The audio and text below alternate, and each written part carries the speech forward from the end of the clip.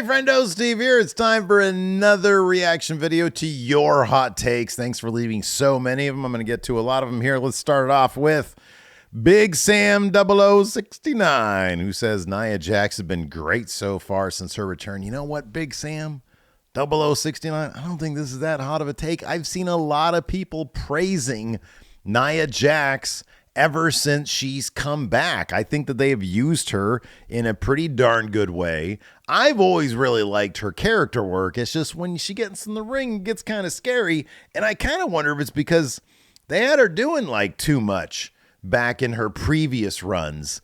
And because it always seemed like the situations where people would get injured when she was in a match with them, it seemed like they were always having Nia just do things that maybe she shouldn't be doing, or doing things that are outside her wheelhouse, so to speak.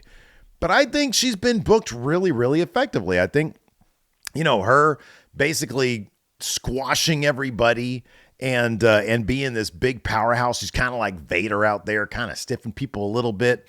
No, I think that they've actually utilized her really, really well. And I think she's been doing really good work. Everybody, you'd think that people would be pretty happy. And I'm actually kind of shocked at how much the internet wrestling community in general, at least in my orbit, has appreciated her work on this run. So hats off to WWE for booking Nia Jax, and hats off to her for taking the ball and running with it. But hey, they've done a pretty good job with Nia Jax.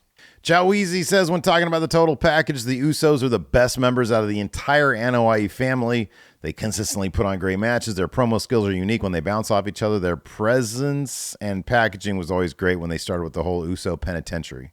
Remember when Vince used to put this stupid, like those bars up on the screen? Remember that weird phase WWE went through when they would like throw a bunch of text up on the screen? It lasted like a couple of weeks or something. That was terrible.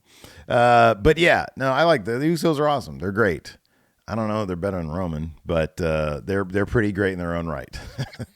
Gorilla Mon says, hey, Steve, I have sort of a combined take with a what-if scenario here. Recent showcases of Jeff Hardy have led me to believe that Jeff has been held back by Matt since the 2017 WWE return, and if Jeff would have come back in 2017 without Matt, we would have gotten at least one more Jeff World title run, if not a couple more. He had a decent solo run, like, leading up to his release. Like, the stuff he did with Sheamus, I remember, was good. The stuff with Orton was really good. I don't know if it necessarily would have meant world title stuff. Like, he might have had a program with Roman, like the Tribal Chief thing. He might have, I mean, if he stuck around long enough, maybe, you know, the World Heavyweight Championship was there. But I don't, 2017, I mean, Jinder had it in 2017, so maybe he would have, I don't know. That's a good point, you know. Nuvo Ninja says a women's mid-card title could do amazing things for WWE. It could help folks like Shotzi, Shayna, Zoe, Tegan, etc., who are all just there but need a little extra. I agree with this. And I think there may be some people out there who'd say, nah, we don't need more titles. I'm going to turn off this monitor over here. We don't need more titles. But I think we do in this case. I'll be honest with you. I'd say the men get an extra. They get the U.S. They get the Intercontinental. At least give one to the women. If not, both brands should get their own mid-level title for the women. I agree with this totally. I think the tag titles were always meant to be like that for the women. That's a poor use of booking them, and I hope Triple H sees a light and books him with a mid-card title, man. I agree with this. Elemental Giant says, now that CM Punk is hurt, Io and Bayley should main event night one. I'll go even further and say, even if he wasn't hurt and he was taking on Seth Rollins, Io and Bayley should main event night one. You know why? Because I honestly think this, between now and WrestleMania, that is going to be a great story. It's going to be absolutely worthy of that night one main event. Arthur N says, the classic Intercontinental belt, the one Cody brought back, the belt of Savage, Steamboat, Razor, is mid as heck and doesn't hold the candle to the late 90s, 2000s version of the belt, and I'll die on this hill. Thank you very much. So, this is all subjective. It's all opinion, right? I disagree with this, and in fact, I prefer today's Gunther title over the late 90s, early 2000s one. But the best one is the classic one, the one Cody brought back. That is absolutely the best. That is such a good-looking title. Jackson Schoenig says Chelsea Green is the best packaged WWE superstar. She should be the first woman to win a secondary women's championship. Dude, people are really coming around at Chelsea Green, and I'm not shocked at all. I firmly believe she should be a front runner to be winning Money in the Bank this year. And she's awesome, and she deserves it. And yeah, I think she's great. I think that her charisma is just off the charts, and I think people are recognizing that. And I like they're kind of doing something with her right now. So yeah, I think she's gonna be, I think maybe a shoo-in to win that Money in the Bank. Andrew says WWE needs to bring back blood. I don't think anybody disagree with that. I think there's some people who think, oh, AEW use it too much, but they really don't. Now, anyways, it's not like Mox is bleeding all the time. But yeah, I agree. I think a lot of people would agree with this. WWE does need to bring back blood. Atticus8659 says, I like Hangman's flowery jeans. Oh boy. Okay, so you've been paying attention to me, huh? You've been paying attention to the show. Can't stand those flowery jeans. I hate them. I really do, man. I'm sorry. Look, I get it. Hangman, people say, oh, Hangman is, I don't know, whatever, confronting male toxicity or whatever. I don't You can't look like a badass with flowery jeans. You just can't. It's impossible. I can't take it. I love Hangman now. He's got that awesome big Magnum TA stash. He wears nothing but black. That's the only Hangman I want. That's the only Hangman I ever want. Do not go back to wearing flowery jeans, man. It just doesn't. It's kind of cartoon. It's kind of a clown. It's kind of clownish. You can't be a badass wearing flowery jeans. You just can't. Left Lock says, I genuinely believe Trick Williams will be one of the biggest stars WWE will ever have and will headline multiple WrestleManias and be thought of one day in the likes of Orton, Cena, Triple H, and HBK. I agree with this, and I think people are coming around to this too, man. I think Trick Williams is going to be huge.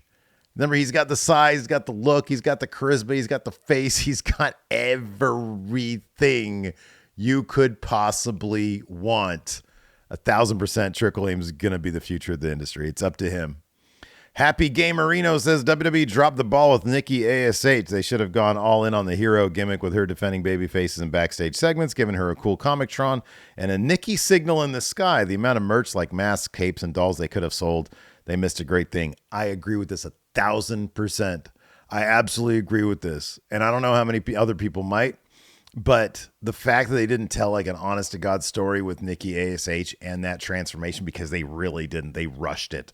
They rushed right into it. Vince had no idea how to handle that story, but they had a good one on their hands and they completely dropped the ball. She could have been a license to print money. They lost out so much because they could not nail that story. And it was a very simple one. Vince McMahon just had no idea how to book that. Cameron Shank, the current Big Blue Predictions champion, says the opening match isn't that important for setting the overall quality show. WrestleMania 39 Night 1 opened with Cena versus Theory, yet it's regarded as one of the best nights of wrestling in 2023.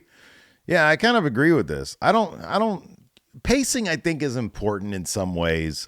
I think the first match, I don't know. The first match, you want to have a banger match. You want to get that crowd into it. I don't know. I also think that having like a stink fest like Cena versus Theory, it just sort of roll. Like that's not, people don't really consider like the start of the show. Like it's the beginning of the show, you just sort of forget about it. If you stick it like right in the middle of the show, like after like a really long match, then you got to watch this piece of crap. I think then that's going to be a problem. But like the opening match isn't that important. I kind of agree with that because it's the opening match. People can like, stay buying their snacks instead. Goach Art says Okada will be just fine in AEW. Monet, on the other hand, my thing about Okada is like, what are the matches there? What are the dream feuds there? What are the dream scenarios there? They don't really do stories in AEW. They do matches. What are the feuds? So I don't know. I mean, will be fine. I don't think he's gonna be buried. But like, what are the matches for him there? Is everybody, Ospreay done it, Jay White done it, Kenny done it, Mox done it.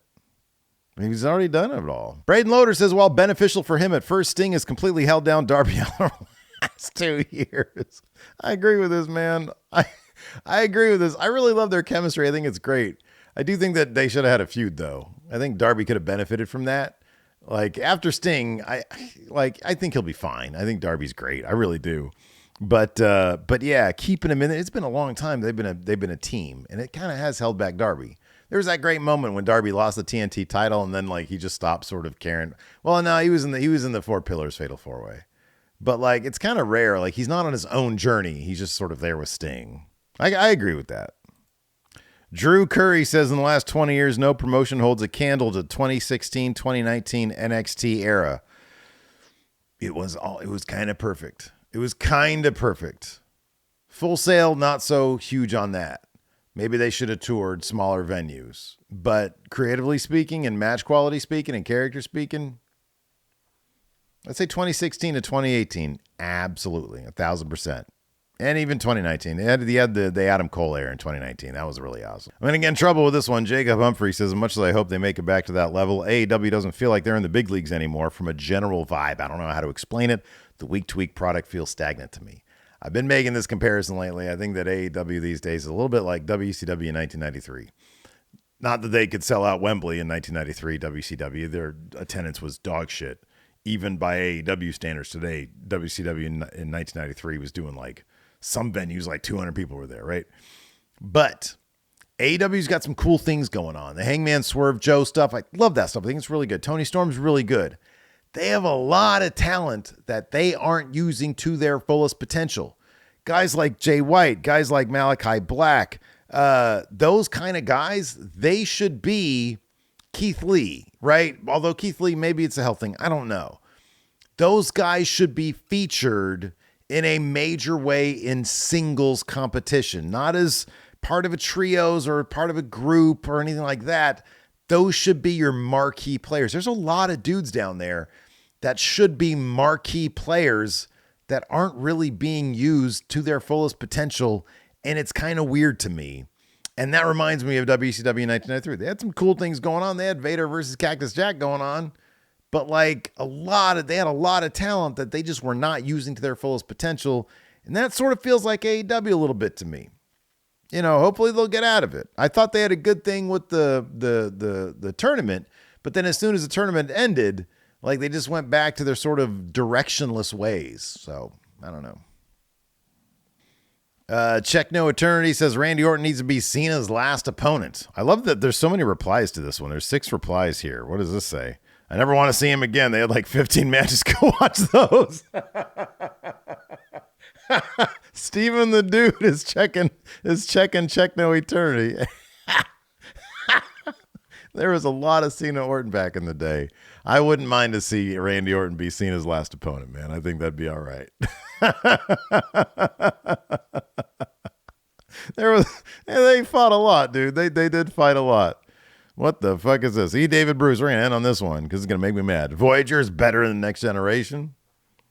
That's all good. I like Voyager. I think Voyager is cool. It doesn't do it for me as well as much as Next Generation does, but Next Generation, in my opinion, is my 3rd favorite Star Trek show. After Deep Space Nine is number 1, and Star Trek Discovery is number 2. I fucking loved Star Trek Discovery, man. It is so goddamn good. I don't care what y'all nerds out there say. I said it. Anyways, that's going to do it for Hot Takes. If you thought my dog wasn't here, you were wrong. She's right there. Look at her. Sleeping on the floor. She was too lazy to get up on the couch. We'll see you around.